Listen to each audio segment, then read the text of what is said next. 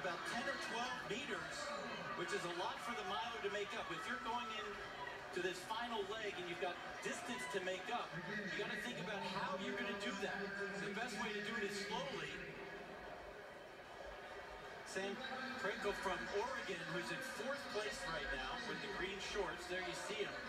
He's playing it smart. He's just sitting and moving up slowly. That's the way you want to do it. You don't want to expend too much energy to catch up to the lead, but you've got to get there at some point. Georgetown's split on their 800-meter leg was 1:46.24. Fastest among the leaders, giving them the advantage. And they held it on here coming down the main straightaway with Middle Tennessee State, Villanova, Oregon, Buffalo, and Indiana. Penn State trying to get back in there, kind of alone there in 7th. Or excuse me, that's Penn in 7th. And of course, with that huge upset win in the 4x-mile last year, and they've got a very strong middle distance team. In fact, there's 5 sub-4-minute milers in the Ivy League this year, including a couple at Penn. So they're a strong team. And on the outskirts of this race right now, as you point out, they've got to get up on the shoulders of some of those guys ahead to have a shot.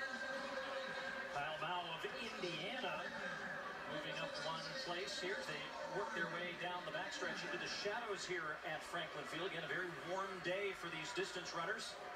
Perhaps one of the warmest days we've seen here at the Penn Relays in its 123-year history.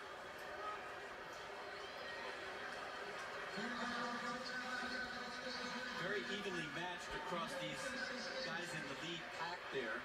Fahey from Georgetown, a 4:03 miler in the lead. Jeffrey Druria from Middle Tennessee is running 3:42. That's around 4 minutes for the mile.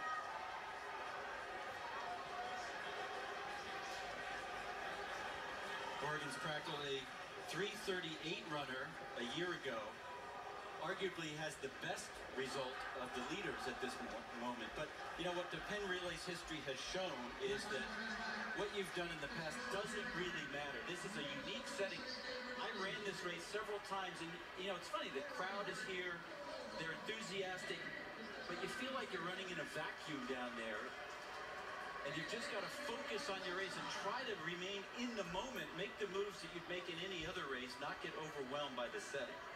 Well, earlier on in the race, we had a little bit of a breakaway pack of about 3 or 4 teams. Now 8 of the 11 that have started are back in this main pack as they begin to wind it up for what will be a fabulous finish to the signature event at the Penn Relays, the College Men's Distance Medley Relay.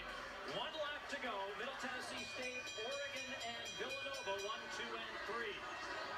You know, if you've watched the Penn Relays, if you've run in the Penn Relays as a high school student, you dream of being in this race with 1 lap to go.